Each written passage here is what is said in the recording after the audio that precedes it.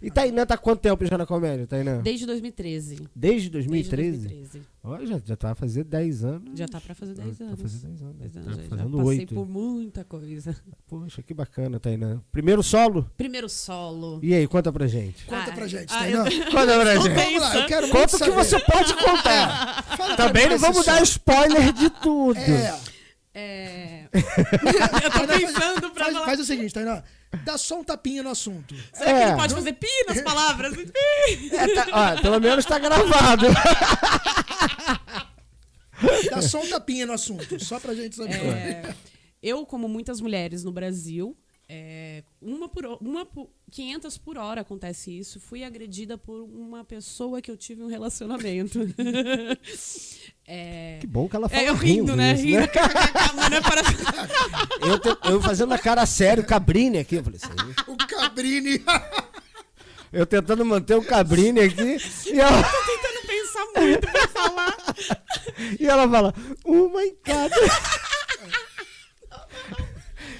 Aí o cara em casa pensa assim, essa menina é sado. Tainã, fala pra gente sobre seu solo. Eu só falo sobre isso na presença do meu advogado. Próximo assunto. Não, agora sério, vou falar sério. Eu realmente sofri uma agressão, né? Fui agredida por um homem, um companheiro que eu tava.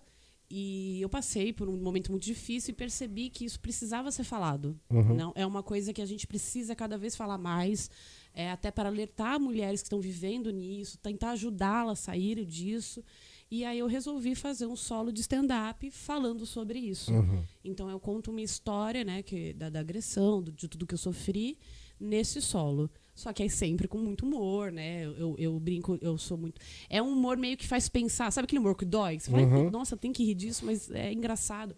É bem interessante, assim. E meu objetivo mesmo é rodar o Brasil com ele e conseguir... Eu falo que se eu conseguir tirar uma mulher da situação, eu já venci. Se eu conseguir, com esse solo, fazer com que uma mulher saia de uma situação dessa... E o humor, ele tem esse papel Sim. de alguma forma social, é um discurso social, independentemente do discurso que a gente vai estar levantando ali. Mas, e quando tem uma causa social ainda em torno do seu discurso ali... É aquilo que você falou, se você conseguir atingir uma pessoa, o resultado já teve êxito, né? Eu acredito muito nessa forma de fazer humor, né? Humor para melhorar a sociedade do que ela é, não o inverso, né? Não bater em quem já tá caído, e sim tentar, com humor, levantar e criar forças pra gente ir melhorando no futuro. Eu acredito que o humor tenha muito esse papel também, e é o papel que eu quero fazer como humorista, entendeu? E assim, você já tá tendo problemas por conta da temática? Nos conte. Sim, já tô tendo problemas, né? Já recebi cartinhas, digamos assim, mas eu não vou me calar, né? Se estão tentando fazer isso, se esse é o objetivo, não vou conseguir. Porque até os últimos dias da minha vida eu vou lembrar dessa situação e eu vou fazer que com ela eu consiga melhorar a sociedade. Ninguém pode apagar a sua experiência. Ninguém E o humor é isso também, né? O humor nada mais é do que a nossa experiência em relação à vida. Então não tem como apagar a sua experiência do que você viveu e falar assim, não, disso você não vai falar. É censura. Exato. Foi eu que vivi. É lógico. Fala assim, Tainã, você não pode falar seu nome mais. Você não pode falar sobre essa sua cicatriz no braço. Não existe isso. O Pedro Pan, uma vez ele falou pra mim uma frase que é: o humor é a arma do oprimido. Exato. Sacou? E então, o Pedro Pan esteve aqui, você assista nesse canal a entrevista com o Pedro Pan. Pedro Pan, que é genial. E ele falou que o humor é a Comédia denúncia. Comédia denúncia! Meu garoto. E aí ele falou que o humor é a arma do oprimido, sabe? Então tem que fazer, cara. Tem que dar voz, tem que arrebatar, sabe? Tem que fazer as pessoas... Porque o humor acaba sendo mais uma ferramenta de compreensão, sabe? Cara, é muito louco, assim. Eu fiz faculdade de Direito. E durante 10 anos. Então eu sei do que eu tô falando. Tomara, né? Tomara, por favor, que você saiba. Fez uma faculdade indo e a outra voltando. Você vê como é que eu fiz. Se tem uma coisa que você fez... Se tem uma coisa da minha vida que eu fiz, foi a faculdade de Direito. O que é triste que ele não exerce, né? 10 anos da vida pra nada. Eu sou assim com muitas coisas. Só fez Eu sou muito bom em desistir. Você não sabe o quanto eu sou bom em Ah, abandonar. Se precisa de alguma coisa que desista, liga pra Rafael. Eu sou essa pessoa. E eu fiz a minha monografia na Lei Maria da Penha, né? Na questão da... sei lá, foi em 2010 isso. A Maria da Penha surgiu em 2007. Que é um absurdo, né? Você pensar uma coisa dessa. Antes de 2007, brother. 2006, 2007 agora. Mas eu acho que é 2007. A agressão era uma cesta básica que se resolvia uma coisa dessa. Era um crime resolvido no juizado de pequenas causas. Tanto que ainda era cesta diminui. básica. O cara espancava uma mulher, pagava uma cesta básica e acabou. E a sociedade vive muita evolução ainda. E ainda diminui muito, né? Mas o que você fez pra ele fazer isso? Tipo, eu acho que a única coisa que eu fiz foi apanhar, mesmo assim. Como é que você deixou ele fazer isso? Quando eu fiquei inconsciente, ele ficou mais fácil de fazer as coisas. Tipo, diminui como colocando a culpa na gente. O que a gente fez? O que a gente fez para deixar um homem tão perfeito, maravilhoso com raiva? Né? Isso vem de história, que tipo, antes da Maria da Penha era normal. Sim. Era uma coisa ok. Não sei quantos anos, sei lá, 50 anos atrás, direito à defesa da honra. Defesa da honra. Existia. O cara matava a mulher. Em defesa da honra. Em defesa da honra. Teve o caso de uma famosa, né? Uma modelo. Eu acho que eu sei qual que é. Com um cara também, com um playboy famoso, com um cara rico que... Foi em defesa da honra, até hoje ele tá livre, normalzão. Ele faleceu agora há pouco. Eu acho que tem até um na Netflix, alguma coisa assim. Eu vi na Netflix. Acho que tem um documentário. É um nacional. Isso. Tem até o Jean Willis no documentário, não é? Acho que é o Coisa Linda, não é? Não. É um documentário mesmo. Coisa Linda fala sobre isso também. Fala. Tem uma passagem. Nossa, e aliás, foi um gatilho muito grande quando assisti. Eu não assisti, não. Foi um gatilho muito forte pra mim. Excelente. É o que? Netflix, isso? Coisa Linda? Netflix. A cena que ele diz... Lá é o spoiler, hein, gente? Se você não assistiu, eu sinto muito. Na cena que ele fala... É série nacional, ninguém assistiu. Na cena que ele fala, a mulher ela é agredida pelo um deputado, né? O marido dela é um deputado, é um político. E depois dessa agressão, meio que ele começa... Olha que coincidência. Começa a perder tudo que ele tinha. Tudo. E aí ele culpa ela a ponto de assassiná-la. Você acha que acontece isso? O tempo inteiro, né? É um pouco... quase que sistemático, né? O agressor depois se torna vítima pelas consequências da... Exato. Ela me fez perder o trabalho. Não foi ela. Foi você que tomou a decisão de bater. Foi você que tomou a decisão de agredir. Então não foi ela que fez nada com você. Você que tomou essa decisão. Né? E a pessoa se sente vítima. Se sente, meu Deus, pobre coitado de mim que perdi tudo que eu tinha.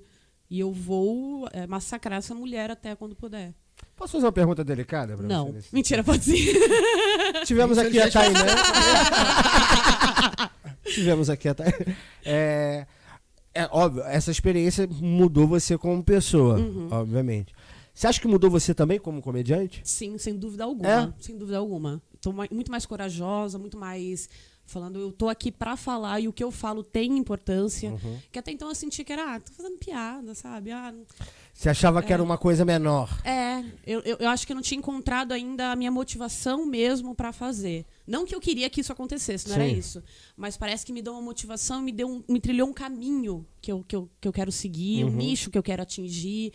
Então, assim, eu acho que foi Você tinha um microfone na mão, agora você tem um discurso pra falar nele. Exatamente. Sem dúvida nenhuma. Até mesmo a minha persona no palco é outra. Anti-agressão, pós-agressão, assim, sem dúvida nenhuma. E a gente, óbvio, a gente não sabe o que passa no íntimo, na casa dos outros. Acho que vocês, até como mulher, existe um canal de comunicação muito mais comum do que a gente imagina, né, Tânia? Muito mais comum, né? Como eu falei. Tá muito mais do nosso lado do que a gente imagina esse tipo de situação, né? Muito mais. Tanto que, geralmente, os amigos não percebem que acontece isso, né? 500 mulheres em 1 hora abrem boletim de ocorrência. Abrem boletim. Imagina que não abre, né? Porque nem todas abrem. Por medo, por polícia mesmo que não quer abrir, né? Tem várias situações. E 500 mulheres a cada hora abrindo o boletim é muita coisa. Já passaram o quê? Meia hora que a gente está conversando aqui, já 250 mulheres sofreram uma agressão nesse momento. No mínimo, né? No mínimo. No mínimo. Que irão registrar essa agressão. Exatamente. No mínimo. Que então vão registrar, né? Exato. Ainda tem isso, que quantas não registram, né? Exato. Mas aí tô aqui de leigo e ignorante, querendo entender e orientar também quem está ouvindo em casa e tudo mais. Por exemplo, quem está em volta e não sabe de uma situação dessa tal, o que a pessoa pode fazer para ajudar no caso desse? Ligar para 180. Você pode ligar e informar. Olha, eu sei que está acontecendo. Não precisa nem falar quem você é, mas você pode ligar para o número 180. Não, mas aí você está falando da pessoa que já sabe sim. da agressão. Mas, por exemplo, quando aconteceu com você, por exemplo, o que essas pessoas em volta podiam fazer para te confortar? Assim, depois que houve, né? São assim, pessoas fazem perguntas que eu acho que não é porque ela quer ofender, mas acaba ofendendo, né? Como eu falei, o que você fez para ele fazer isso? Foi o que eu mais ouvi. E eu falei, mano, e aí eu ficava naquela época, né, que você já tá com emocional abalado, eu falava, mano, o que eu fiz para eu merecer isso, então? Por que todo mundo me pergunta isso? Você começou a se questionar, né? Exato. Até que eu comecei a estudar, porque eu queria fazer o solo, comecei a me aprofundar mais no assunto e comecei a perceber que não, né? Que essa pergunta é uma pergunta extremamente machista, tirando a culpa do homem e vitimizando a vítima, né? Acusando a vítima. Então, assim, você vai entendendo, você vai falando, isso não é legal. Não se pergunta isso, né? Você quer ajudar? Pergunta se pode ajudar, como pode ajudar a pessoa, né? Eu tenho amigas minhas que me ajudaram muito. Por exemplo, eu vou citar o nome, que é a Tati Agra, a mulher do Nil, que me acolheu na casa dela, porque eu tinha medo de voltar para minha casa, né? Ele tinha chave, ele tinha tudo. Então eu fiquei uma semana na casa dela, até as coisas baixarem, ficarem mais tranquilas. Então isso é importante, ter um lugar para a mulher ficar. Às vezes muitas mulheres elas não conseguem sair da relação financeiramente, né? Porque o homem controla até a situação financeira dela. Então tem que ver isso também, que é muito importante. A maioria das vezes é isso, 3 coisas que impedem. Não ter para onde ir, a mulher não tem, né? Se ela sair daquela casa, ela vai viver onde? Não tem família, não tem amigo, não tem ninguém. Segunda coisa é filho. E muita gente tem muitas famílias que, igual o Yuri e a mulher, exato, que estão em outra cidade, que não tem ninguém. Imagina, ele bate nela, não tem família, não tem ninguém ali na cidade. E é mais normal do que se imagina. Muito mais. Segunda coisa que prende muito a mulher na casa é o filho, a filha que o casal tenha. E terceiro é o financeiro, né? Porque, assim, a agressão é o último nível de um relacionamento abusivo. É quando ele chega, assim... A mais que agressão é a feminicídio. Se você continuar com... A agressão, um relacionamento que sofre agressão, ele só tem 2 caminhos. Ou terminar, ou o cara matar a mulher. Não tem outra saída. São só essas 2. E para chegar até aí, não é que ele chega... Porque muita gente fala assim pra mim também. O abuso já existia. Já é antes. Tem muita gente que falava assim, como que você namorou uma pessoa dessa? Gente, não é assim que eu tava andando na rua. Ninguém chega te dando um tapa na cara e fala, vem cá. Imagina, eu chegando na rua, ele me dá um soco. Ai, que delícia. É esse. Um amor que eu queria isso, um amor que me deixasse marcas. Sempre fui tapas e beijos. No início, de cinza barra funda. Exato.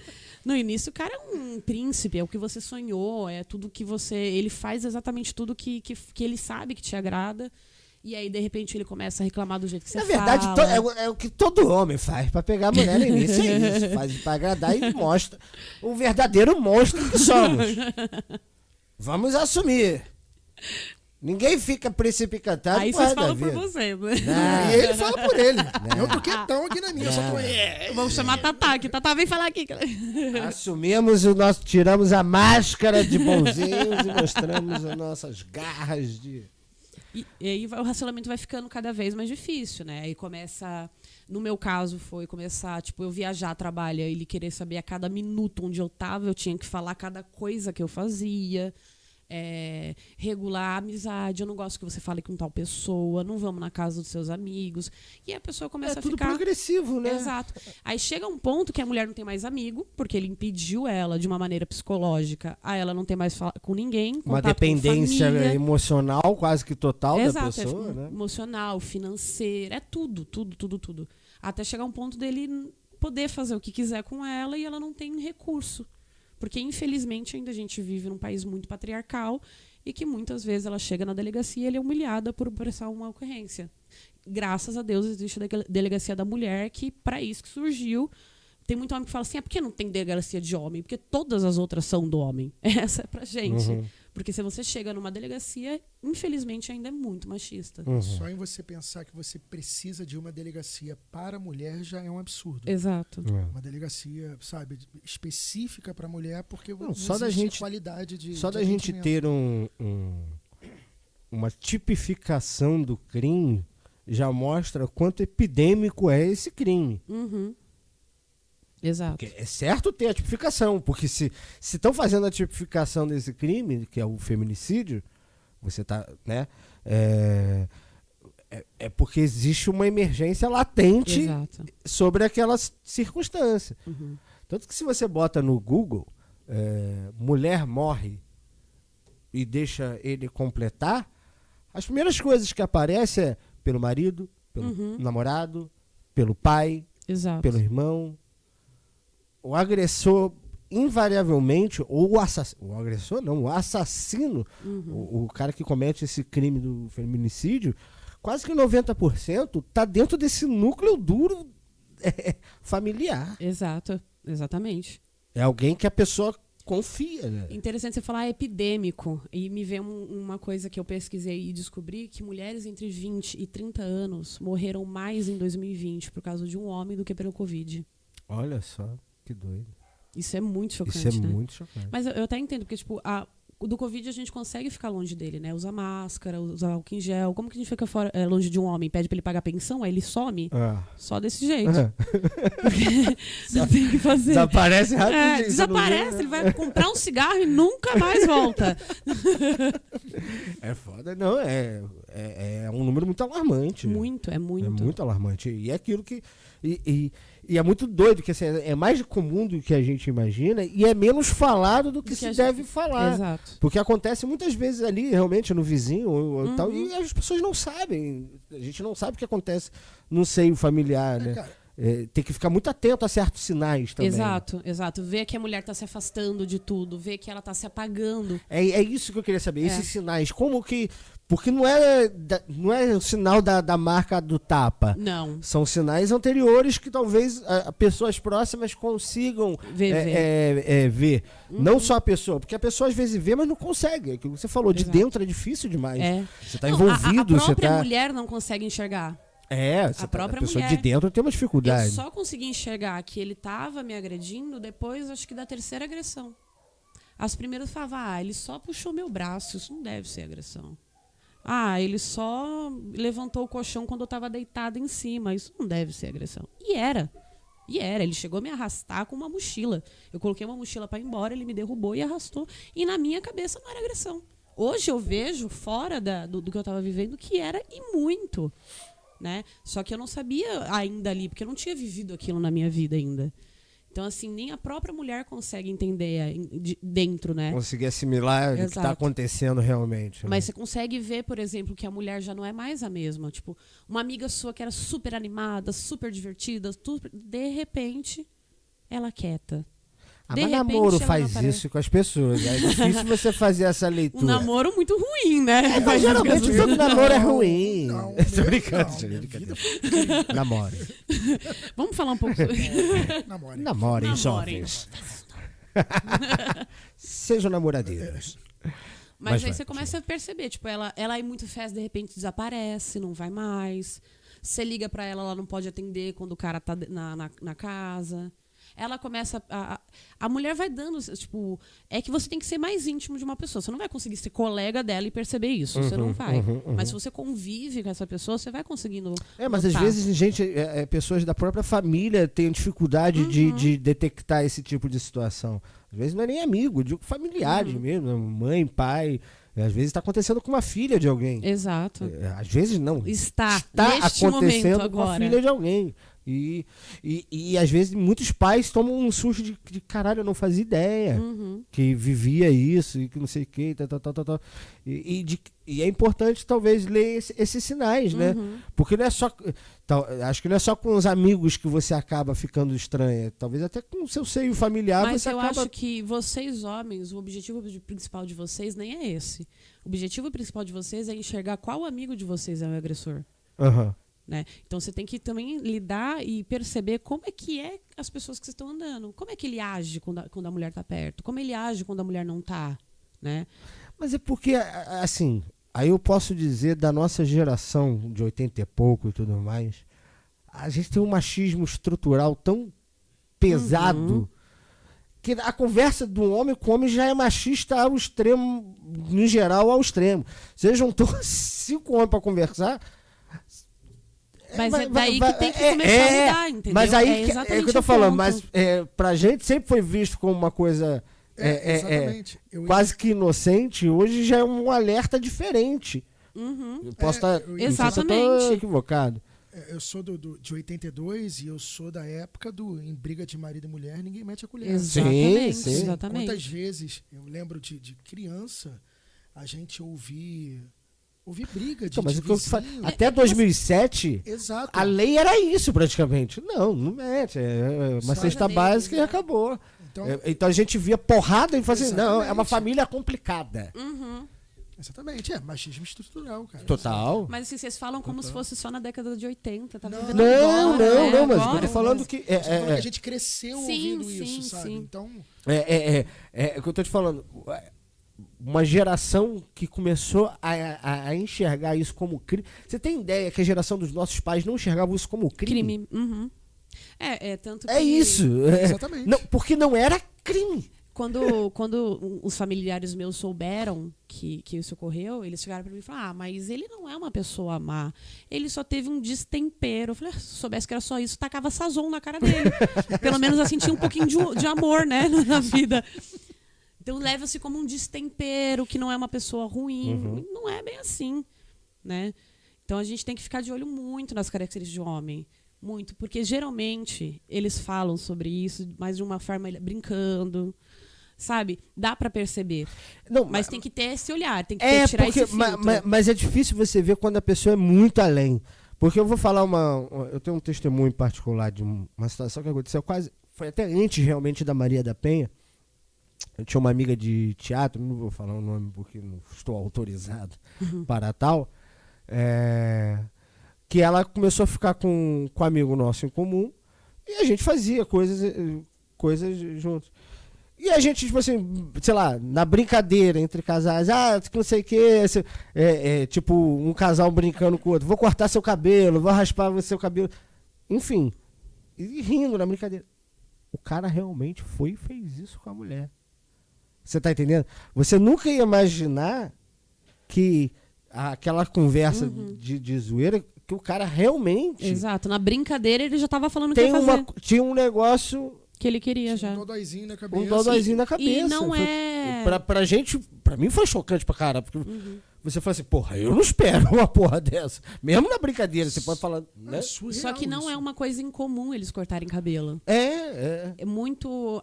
Principalmente agressor que gosta de prender a mulher em casa, um dos motivos que eles conseguem é deixar cada vez mais a autoestima dela destruída. E uma coisa que mexe muito com a autoestima de uma mulher é o cabelo. Então eles cortam para impedir que ela saia na rua, porque ela tem vergonha de sair na rua.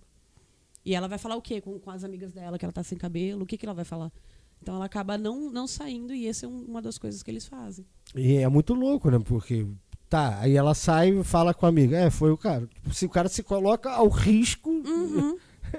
É a sensação de impunidade, né, que se passa. De domínio, né? Eu posso fazer qualquer posse, coisa. Né? Não, e outra, eu posso fazer qualquer coisa, porque essa mulher é minha, e nada vai acontecer comigo. Porque a mulher não é porque ele ama, é porque ele tem a objetificação da mulher. Aquilo é objeto e é meu. Ninguém pode mexer e eu posso fazer qualquer coisa com esse brinquedo meu. Então, é muito chocante, assim. Quando você começa a perceber... Sim. Até hoje, eu vejo sinais, eu falo, isso não tá me cheirando legal. E há muitos sinais de relacionamentos abusivos de todos os lados, né, que a gente Até vê, né? música, eu falo, olha, essa música é um relacionamento abusivo. Aquela música, tira calçadinhos, pó o fio dental... Não, Errei. Tira essa bermuda, que eu quero você sério. Tá. É essa. É um relacionamento, só que esse é de uma mulher para um homem. Que é, tipo, a descrição do que é um relacionamento abusivo. É a descrição. Assim, óbvio que há o relacionamento abusivo da mulher com o homem, mas a gente não pode trabalhar as coisas com a exceção. Exato. A gente sabe qual é a regra. A gente sabe que a taxa de crimes relacionadas a esse tipo de relacionamentos é muito maior. É mínimo. De um gênero com outro. Isso Exato, aí não é tem mínimo. como a gente... que sempre tem um doido, um retardado, mas também tem mulher que mata homem. Exato.